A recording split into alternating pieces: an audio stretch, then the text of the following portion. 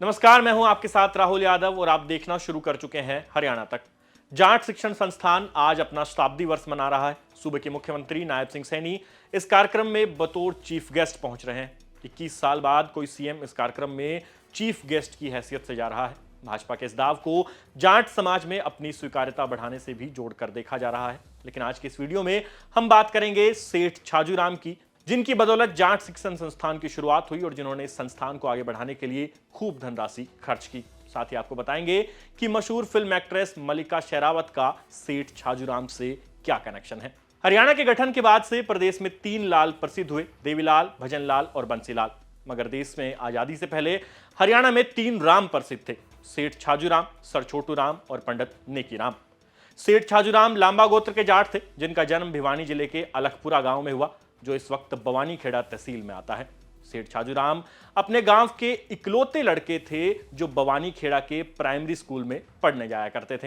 ये स्कूल उनके गांव से करीब 5 मील की दूरी पर था। सेठ छाजूराम पढ़ाई में अच्छे थे, लिहाजा 5वीं क्लास में उन्हें स्कॉलरशिप मिल गई। फिर उन्होंने भिवानी के मिडिल स्कूल में दाखिला लिया। मिडिल की पढ़ाई पूरी करने के बाद सन 1880 में सेठ छाजूराम मैट्रिक के लिए रेवाड़ी चले गए। यहाँ उन्होंने पढ़ाई के साथ साथ ट्यूशन पढ़ाने का भी काम किया, जिससे उन्हें 6 रुपए प्रति माह उनकी कमाई भी होने लगी। सेठ छाजूराम अंग्रेजी, हिंदी, संस्कृत के साथ साथ उर्दू के अच्छे जानकार हो गए थे। लेकिन भिवानी में पढ़ाई के दौरान उन्होंने एक दुकानदार से उधारी कर 1 रुपए में छाता खरीदा था। कई दिन बाद जब वो ये पैसा नहीं लौटा पाए तो उन्हें अपना स्कूल जाने का रास्ता बदलना पड़ा, क्योंकि जिस दुकान से उन्होंने ये उधार छाता लिया था वो दुकान स्कूल जाने वाले रास्ते में पड़ती थी।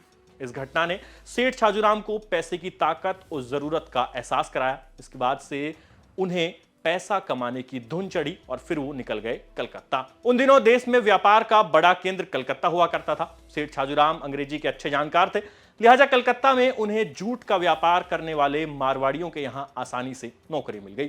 छाजूराम इन मारवाड़ी व्यापारियों के यहां मुंशी के तौर पर काम करने लगे और साथ ही उनके बच्चों को ट्यूशन भी देते थे। धीरे धीरे सेठ छाजूराम को जूट के धंधे की समझ लगी और फिर उन्होंने 1983 में खुद अपनी एक ब्रोकरेज फर्म की शुरुआत की। समय का पहिया ऐसा घुमा कि जो छाजूराम कलकत्ता आने के लिए अपने दोस्तों से, सगे संबंधियों से उधार लेते थे, वो अब लोगों को पैसा दान करने लगे। शहर में उनकी पहचान सेठ जी के रूप में होने लगी। यहां से भिवानी के छाजूराम लांबा सेठ छाजूराम बन गए और फिर उन्होंने बेशुमार दौलत कमाई। द ट्रिब्यून ने सेठ छाजूराम की आत्मकथा लिखने वाले शिवनंद मलिक के हवाले से लिखा है कि सेठ छाजूराम के पास कलकत्ता के सबसे पॉश एरिया में 21 कोठियां थी, जिसमें 14 अलीपुर और 7 बड़ा बाजार इलाके में थी। और उनकी फर्म की कैपिटल उन दिनों 40 मिलियन यानी लगभग 4 करोड़ रुपए पहुंच गई थी। बात करें पर्सनल लाइफ की तो सेठ छाजूराम की 2 शादियां हुई थी। उनकी पहली पत्नी का बीमारी के चलते निधन हो गया और उनकी पहली शादी से कोई संतान नहीं थी। साल 1899 में सेठ छाजूराम की लक्ष्मी देवी से दूसरी शादी हुई। इस शादी से उन्हें 5 बेटे और 3 बेटियां हुई, लेकिन दुर्भाग्य से उनमें से भी 5 बच्चे बचपन में ही मौत का शिकार हो गए। पर्सनल लाइफ में इतने उतार चढ़ाव देखने के बाद भी सेठ छाजूराम की सामाजिक कार्यों में रुचि कम नहीं हुई, बल्कि उन्होंने शिक्षा और स्वास्थ्य के क्षेत्र में जमकर दान किया। हरियाणा के रोहतक, हिसार और राजस्थान के सांगरिया में जाट स्कूल की शुरुआत सेठ छाजूराम ने की। इसके अलावा उन्होंने हिसार और कलकत्ता में आर्य कन्या पाठशाला खुलवाया, डीवी स्कूल हिसार की स्थापना की, अलखपुरा और खांडाखेड़ी गांव में स्कूल बनवाया। इसके अलावा उन्होंने आईपी यूनिवर्सिटी दिल्ली और बनारस हिंदू यूनिवर्सिटी जैसे प्रतिष्ठित संस्थानों को भी लाखों रुपए दान के रूप में दिए। बात करूं चिकित्सा के क्षेत्र की तो 1928 में सेठ छाजूराम ने लेडी हेली हॉस्पिटल बनवाया, जो आज के दिन हरियाणा सरकार के अधीन है, जिसे भिवानी के सामान्य अस्पताल के साथ मर्ज कर दिया गया है। सेठ छाजूराम का आर्य समाज की ओर काफी झुकाव था और उन्होंने भगत सिंह, महात्मा गांधी, लाला लाजपत राय और रविंद्रनाथ टैगोर सरीखे क्रांतिकारियों को न सिर्फ अपने यहां शरण दी, बल्कि उनकी आर्थिक सहायता भी की। अप्रैल 7, 1943 को सेठ छाजूराम का निधन हो गया और वो कलकत्ता में उन्होंने अपनी आखिरी सांस ली। लेकिन आप सोच रहे होंगे कि वीडियो के शुरुआत में फिल्म एक्ट्रेस मलिका शेरावत और सेठ छाजूराम के बीच कनेक्शन का जो जिक्र हमने किया था, वो बात तो पीछे रह गई। चलिए इस राज से भी पर्दा उठाते हैं। दरअसल मलिका शेरावत सेठ छाजूराम के परिवार से संबंध रखती है और उनका असली नाम रीमा लांबा है। मलिका सेठ छाजूराम के छोटे भाई त्रिखाराम की पड़पोती हैं और उनके पिता का नाम मुकेश लांबा है।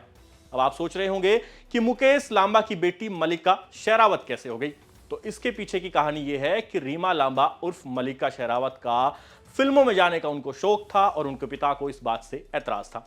लेकिन मलिका काफी जिद्दी थी और उन्होंने एक्टिंग को अपना करियर चुना। लिहाजा मलिका के पिता ने कहा कि वो उनका सरनेम इस्तेमाल करना छोड़ दे।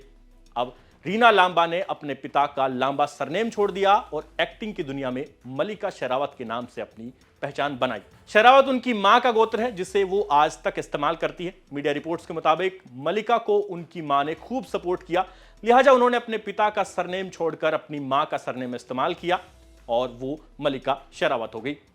तो ये थी कहानी दानवीर सेठ छाजूराम की। साथ ही हमने आपको बताया कि मलिका शेरावत से उनका कनेक्शन क्या था। वीडियो पसंद आया हो तो इस पर लाइक, शेयर और कमेंट जरूर करें। साथ ही प्रदेश की तमाम खबरों के लिए आप देखते रहिए हरियाणा तक। शुक्रिया।